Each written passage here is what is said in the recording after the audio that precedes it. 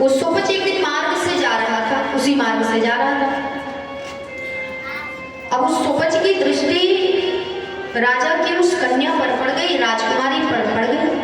जब राजकुमारी पर दृष्टि पड़ी तो सोपच के मन में उसके लिए प्रेम जागृत हुआ और उसी प्रेम के कारण अपने घर आया। उसकी एक पतिव्रता पत्नी थी। पत्नी ने जलपान कराया, जलपान लेकर के आई, जलपान कराया, लेकर के आई प्रतिदिन की भांति। लेकिन वो तो ना तो कुछ बोल रहा है ना ही कुछ सुन रहा है।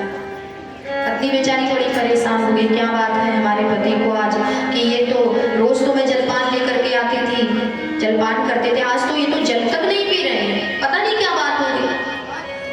कई बार पूछा लेकिन वो तो बताने के लिए तैयार ही नहीं। अब पत्नी भी कब नहीं है, पत्नी ने विचार किया कि एक दिन बीत गया, 2 दिन बीत गया, खाट पर सोपच महाराज पड़े हुए हैं, ना जल पीते हैं ना अन्न ग्रहण कर रहे हैं, ऐसे कब तक चले जाए। पतिव्रता नारी थी, पति की चिंता हुई। तीसरे दिन उसने मन बना ही लिया कि आज तो पूछ के ही रहूंगी कि आखिर बात क्या है, किस कारण इन्होंने अन्न जल का परित्याग किया। अब उसने अपने पति सोपच से कहा, आज तो आपको बताना पड़ेगा कि किस कारण आपने अन्न जल का परित्याग किया है, सच सच बताइए। बार बार पूछने पर सोपच के मुख से एक ही बात निकली अपनी पत्नी से कि देखो मैं न जीव अब राजकुमारी। सोचो, अपनी ही पत्नी से कहना मैं राजकुमारी के बिना जीवित नहीं रह सकता, मैं राजकुमारी के बिना नहीं जी सकता। पत्नी बेचारी बड़ी दुखी हुई, परेशान भी हुई। मेरा पति होकर के मेरे सामने किसी अन्य स्त्री की चर्चा करता है, लेकिन कोई बात नहीं, वो स्त्री भी पतिव्रता नारी है। उसने तो अपने मन में यही सोचा कि यदि मेरे पति की खुशी इसी में है कि वो राजकुमारी से मिल करके अगर प्रसन्न हो जाएंगे, उनका दुख दूर हो जाएगा, तो मैं अपने पति की ओर से राजकुमारी से मिलने के लिए अवश्य जाऊंगी और इनके मन की बात उन तक अवश्य पहुंचाऊंगी, चाहे मेरे प्राण रहे या ना रहे। राजकुमारी मुझे प्राण दंड क्यों ना दे दे, मैं मर जाऊंगी, लेकिन अपने पति के लिए तो इतना तो कर ही सकती हूँ।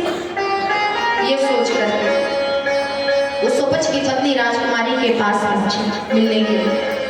अब वो सोपच और सोपच की पत्नी उसी नगर में रहते थे, राजकुमारी की प्रजा थे, राजा की प्रजा थे। दास दासियों के द्वारा पता चला कि सोपच की पत्नी तो मिलने के लिए आई है। तो राजकुमारी ने भी विचार किया कि एक स्त्री यदि हमसे मिलना चाहती है, सब हमारी प्रजा है, तो हमारा सर्वप्रथम यही कर्तव्य बनता है कि अपने प्रजा के दुख सुख को जानना, ये पहला कर्तव्य बनता है। राजकुमारी मिलने के लिए पहुंची, क्या बात है, किस कारण आप आई हो?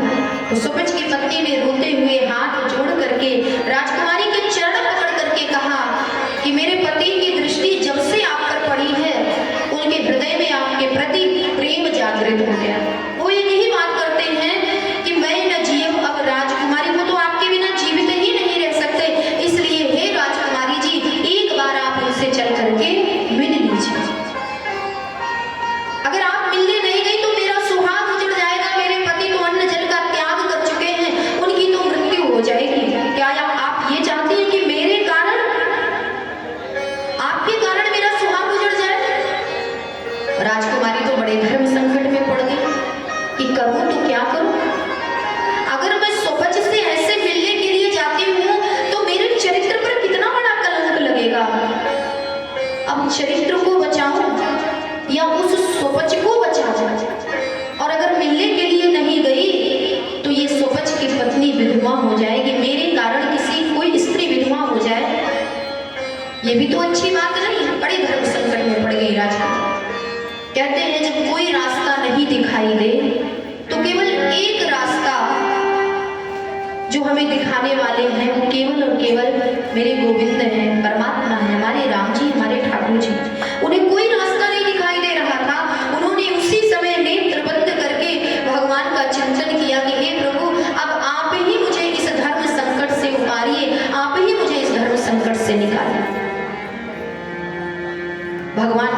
रास्ता भी दिखा दे। कहते जब कोई काम नहीं आता तो केवल और केवल भगवान ही काम आते हैं, भगवान का ही सहारा होता है, दूसरा कोई सहारा नहीं होता। भगवान ने मार्ग भी दिखा दिया।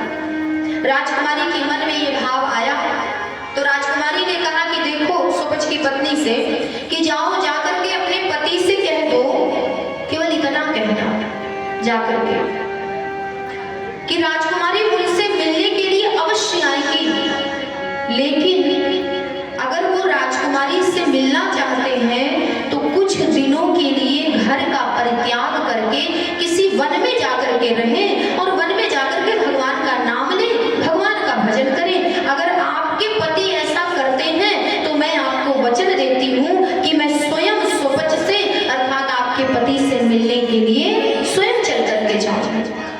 सोपच की पत्नी बड़ी प्रसन्न हुई कि चलो अच्छा है, वचन दे दिया है तो राजकुमारी जी अपने वचन का पालन अवश्य करेंगी। वो दौड़ती हुई भागती हुई अपने पति के पास आई। उन्होंने राजकुमारी के कहे हुए वचनों को उनको सुना दिया कि राजकुमारी ने हमें वचन दिया है वो आपसे मिलने के लिए अवश्य आएंगी, लेकिन उसके लिए आपको कुछ दिन घर से दूर रहना पड़ेगा, वन में जाकर के रहना पड़ेगा और कुछ दिनों तक वहीं पर आप भगवान का भजन करते रहेंगे। तो राजकुमारी मिलने के लिए आई। सोपच बड़ा प्रसन्न हुआ कि राजकुमारी यदि हमसे मिलने के लिए आए तो मैं तो सब कुछ कर सकता हूँ, प्राण भी त्याग सकता हूँ, घर छोड़ना कौन सी बड़ी बात है। अब सोपच की पत्नी जैसे ही बताती है तो सोपच ने उसी दिन घर को छोड़ करके एक वस्त्र धारण किया और वन में चला गया। वन में किसी वृक्ष के नीचे बैठ करके बस भगवान का भजन करने लगा।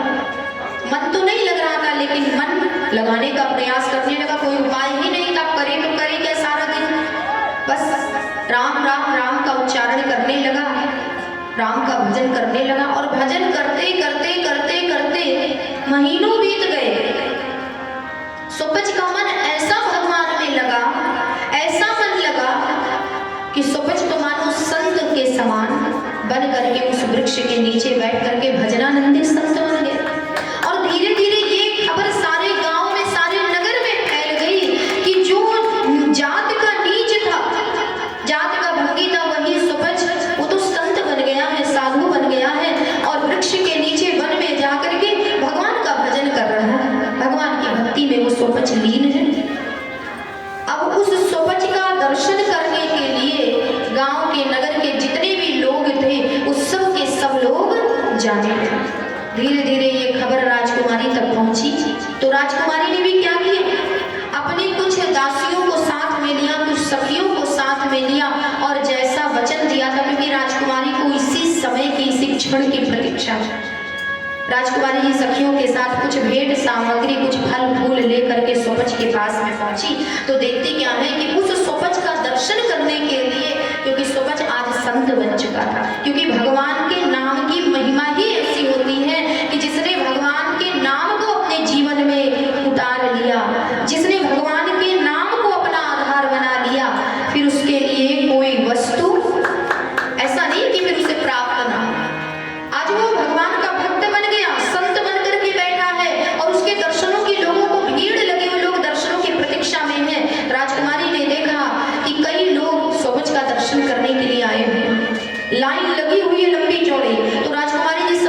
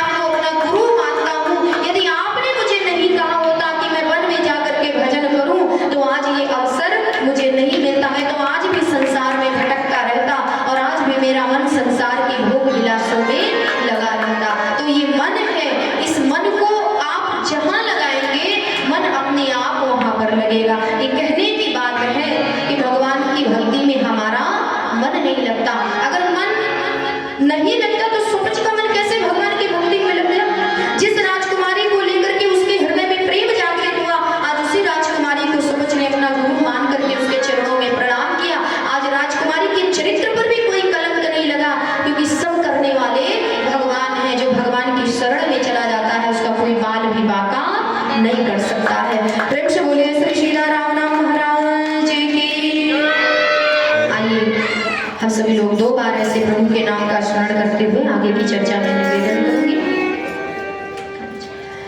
प्रेम से बोलिए वृंदावन बिहारी लाल की, श्री राधा माधव सरकार की।